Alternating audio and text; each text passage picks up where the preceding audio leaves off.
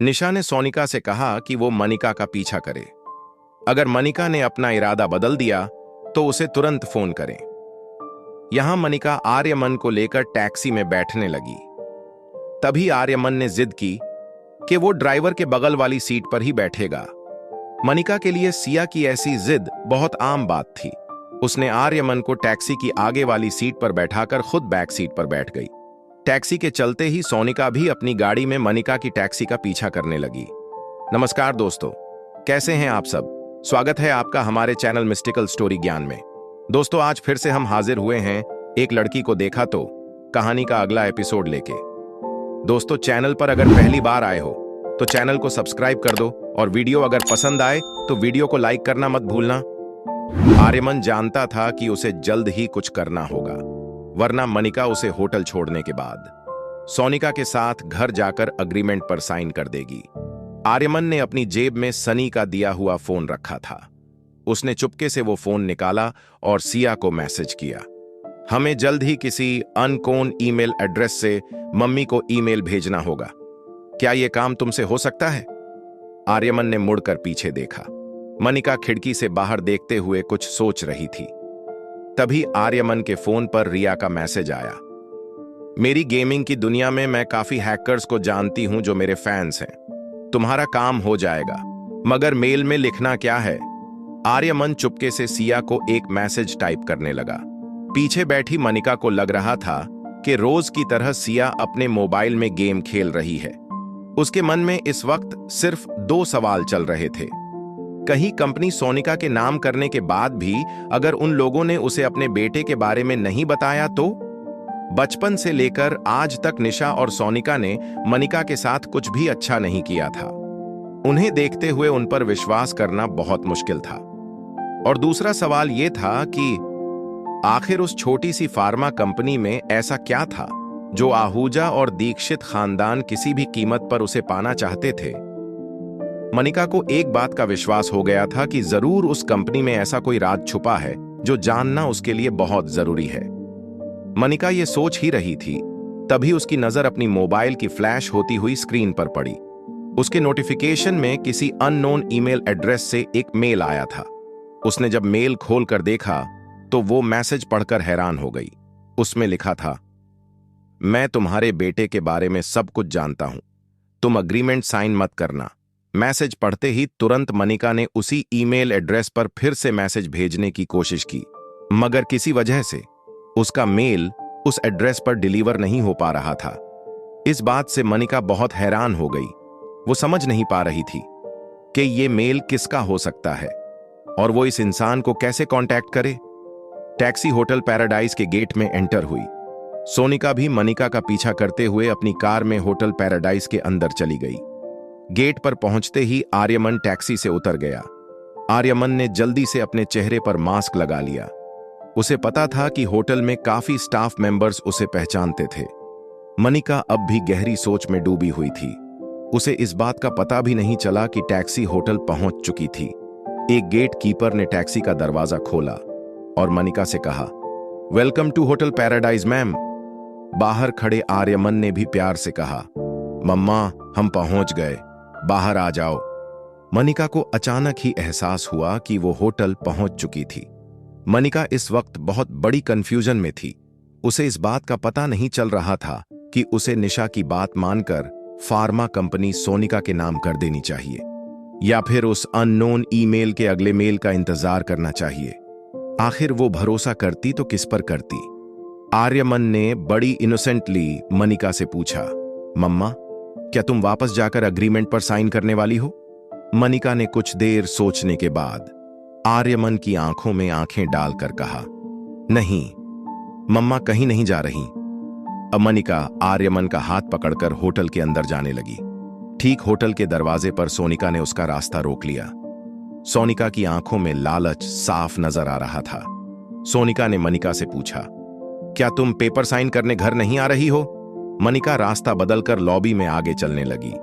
सोनिका उसका पीछा करने लगी। इस बार सोनिका ने आवाज बढ़ाकर मनिका से पूछा, तुमने मम्मी को कहा था कि तुम घर आ रही हो अग्रीमेंट साइन करने, तुम अपनी जबान से बदल कैसे सकती हो?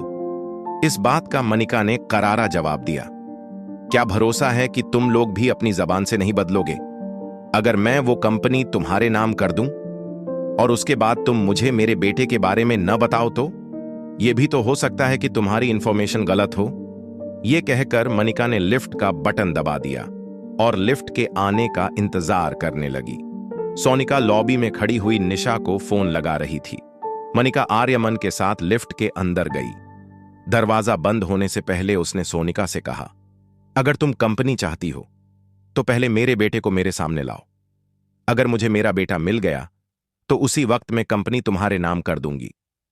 बात अभी खत्म नहीं हुई थी कि होटल की लॉबी में शोर मचना शुरू हो गया। सारे लोग एक ओर दौड़ने लगे। एक तकरीबन 50 साल का आदमी अचानक जमीन पर गिर गया था। सब चिल्ला रहे थे, अरे कोई डॉक्टर को बुलाओ, कोई डॉक्टर को बुलाओ। मनिका ने आर्यमन की ओर देखा और कहा, सिया तुम ऊपर कमरे में जाओ, मैं अभी आती हूं। मनिका ये कहकर लिफ्ट के बाहर निकल गई। सिया अपनी फेवरेट बार्बी डॉल के बाल ना रही थी। मोहित सोफे पर बैठा हुआ लैपटॉप पर कुछ काम कर रहा था। सिया बार बार अपनी बार्बी डॉल के बाल बनाकर अलग अलग हेयर स्टाइल मोहित को दिखा रही थी। मोहित लगभग हर बार बिना देखे कह देता, वेरी नाइस। बार्बी डॉल के बॉक्स के साथ एक बड़ी सी किट भी दी गई थी। बार्बी के कई सारे ड्रेसेस, उसकी ज्वेलरी, उसके जूते। सिया कभी उसका ड्रेस बदलती तो कभी उसकी ज्वेलरी, कभी उसके सैंडल बदलती तो कभी उसकी नेल पेंट। हर बार अपनी बार्बी को सजाकर वो मोहित का अप्रूवल जरूर लेती और मोहित बिना बार्बी को देखे हर लुक की तारीफ कर देता। थोड़ी देर बाद जब मोहित लैपटॉप में कुछ टाइप कर रहा था, सिया ने उससे पूछा, how is she looking?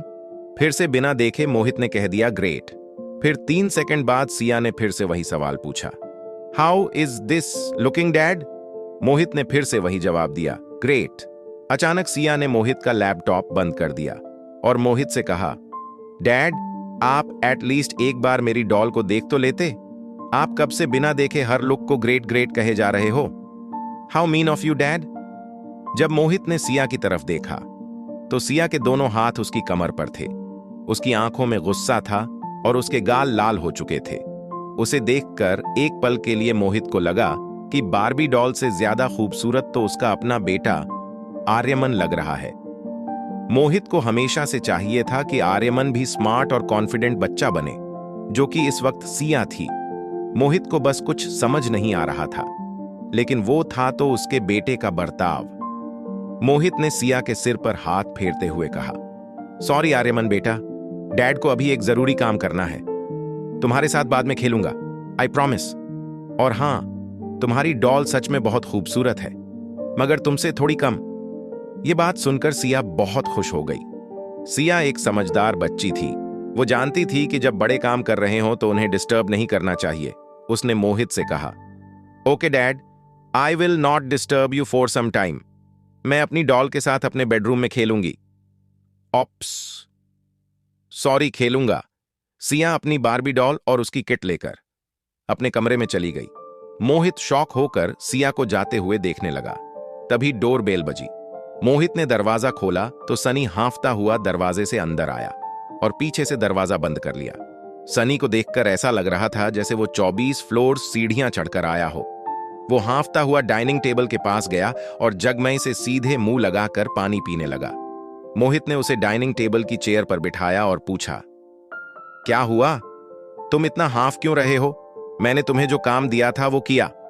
Sunny हांफते हुए ही मोहित के साथ बात करने लगा। उनकी सारी इंफॉर्मेशन लेकर आया हो। नाम मनिका आहूजा। बचपन में वो काफी मोटी थी। 6 साल पहले चिराग दीक्षित के साथ उनकी शादी भी हुई थी। शादी के दूसरे ही दिन पता चला मनिका किसी और के बच्चे की मां बनने वाली है। दीक्षित खानदान को इस बात पर बहुत गुस्सा आ गया।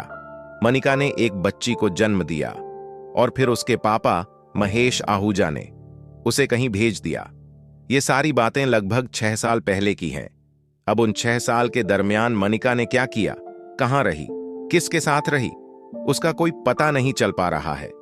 वो मोटी और बदसूरत मनिका आहूजा अब एक बेहद खूबसूरत और स्टाइलिश औरत कैसे बन गई, ये किसी को नहीं पता। ये सारी बातें सुनकर मोहित एक गहरी सोच में पड़ गया। उसे ऐसा लगने लगा कि जितना ज्यादा वो मनिका के बारे में जानने की कोशिश करता है, उतना ही ज्यादा मुश्किल होता जा रहा है मनिका को समझना। आखिर कौन थी वो और उसका मकसद क्या था? आर्यमन पर होने वाला मनिका का प्रभाव अच्छा था या बुरा, ये भी कह पाना मुश्किल था। ये सोचते हुए अचानक मोहित का ध्यान उसके कमरे में लगे सिक्योरिटी मॉनिटर पर गया।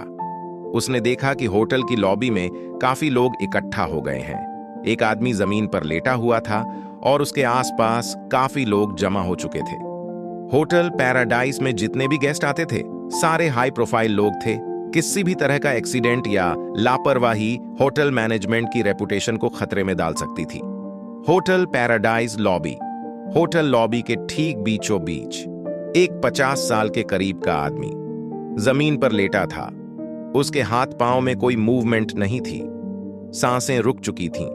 उसके पास ही बैठी उसकी वाइफ जोर जोर से मदद के लिए लोगों को बुला रही थी। हस्बैंड वाइफ के पहनावे से साफ पता चल रहा था कि दोनों काफी हाई प्रोफाइल लोग थे। लोगों की भीड़ में से जगह बनाकर सोनिका बीच में आई और सबसे कहा, I am a medical student, let me handle it. Sonika ने उस आदमी की नब्ज चेक की। उसकी पल्स बिल्कुल धीमी पड़ चुकी थी और अब किसी भी वक्त बंद हो सकती थी। सोनिका ने उस आदमी को सीपीआर देना शुरू कर दिया। अपने दोनों हाथ पेशेंट के सीने पर रखकर वो कंप्रेशन देने लगी।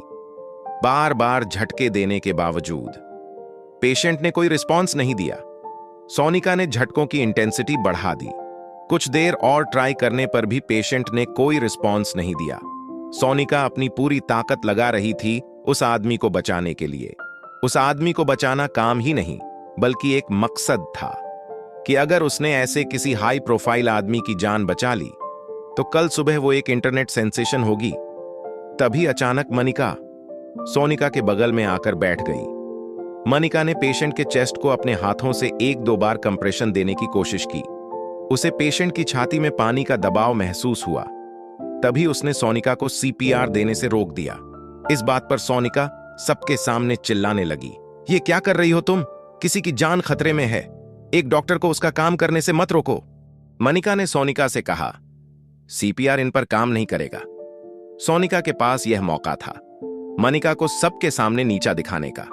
सोनिका ने लोगों से कहना शुरू कर दिया, यह लड़की एक स्कूल ड्रॉप आउट है, मेडिकल साइंस के बारे में इससे कुछ नहीं पता। आप लोग मिलकर इसे यहां से हटा दीजिए। यह मुझे अपना काम करने नहीं दे रही है। जैसे ही पेशेंट की वाइफ ने सोनिका की यह बात सुनी, उसने मनिका से कहा, अगर तुम डॉक्टर नहीं हो तो दूर रहो मेरे पति से। इस लड़की को उसका काम करने दो। उस वक्त मनिका किसी की बात सुनने के मूड में नहीं थी। वो दौड़कर रिसेप्शन के पास गई, वहां से फर्स्ट एड किट लेकर आई। मनिका एक बात समझ चुकी थी कि उसे जो कुछ भी करना था बहुत जल्दी करना था। ना तो पेशेंट पे इस वक्त सीपीआर काम करेगा और जब तक एम्बुलेंस आएगी तब तक शायद बहुत देर हो चुकी होगी। पेशेंट के पास आकर मनिका ने सोनिका को धकेल दिया। फर्स्ट एड किट में से उसने एक नाइफ निकाली, कुछ कॉटन निकाली और अल्कोहल स्टरलाइजर से सारे इक्विपमेंट स्टेरिलाइज कर दिए। सोनिका लोगों से अपील करने लगी, प्लीज रोको इसे। पैसे वाले लोगों को देखकर उन्हें इंप्रेस करके पैसे बनाना चाहती है। मैं एक अंडरस्टडी डॉक्टर हूं, मुझे अपना काम करने दीजिए। कुछ लोगों ने मनिका को पेशेंट के पास से हटाने की कोशिश भी की। मनिका ने किसी की नहीं सुनी। वो जानती थी कि इस वक्त पेशेंट पर सर्जरी करना कितना जरूरी था। उसने पेशेंट के शर्ट के सारे बटन खोल दिए, अपने हाथों से छाती पर धीरे धीरे दबाव बनाने लगी। जहां उसे सबसे ज्यादा पानी का दबाव महसूस हुआ, वहां एक झटके में उसने सर्जिकल नाइफ से कट कर दिया और पेशेंट के फेफड़े में छुरी उतार दी। पेशेंट की छाती से खून बहने लगा। खून देखकर आसपास के लोग काफी डर गए। पेशेंट की वाइफ भी चिल्लाने लगी, ये क्या कर दिया तुमने? मार दिया तुमने मेरे हस्बैंड को। You killed my husband. Sonika ने मौका देखते ही लोगों से कहना शुरू किया, कॉल द पुलिस, इस औरत को अरेस्ट करो, सिक्योरिटी सारे गेट बंद कर दो, कहीं भागने ना पाए। होटल के कुछ गार्ड्स ने मनिका को घेर लिया। मनिका ने उनसे कहा, प्लीज आप लोग दूर हटिए, पेशेंट को सांस लेने में तकलीफ हो सकती है। सोनिका ने लोगों को मनिका के खिलाफ भड़काते हुए कहा, अब उन्हें तकलीफ नहीं होगी क्योंकि तुमने हमेशा के लिए उनकी सांसें बंद कर दी हैं। जैसे ही सोनिका ने यह कहा, नीचे लेटे आदमी की छाती एक झटके से उछली और वो आदमी तेज सांस लेने लगा। दोस्तों, कहानी में आगे क्या होगा क्या वो आदमी बच पाएगा? ये जानने के लिए बने रहें हमारे चैनल पर। और अगर आपको ये कहानी पसंद आ रही है तो वीडियो को लाइक करके चैनल को सब्सक्राइब कर दो। और अगर आपने इस कहानी के पिछले एपिसोड नहीं देखे हैं तो आपको डिस्क्रिप्शन बॉक्स में लिंक मिल जाएगा, आप वहां से देख सकते हैं। तो मिलते हैं कहानी के अगले एपिसोड में। तब तक के लिए अपना और अपने परिवार का ख्याल रखें। नमस्कार, धन्यवाद।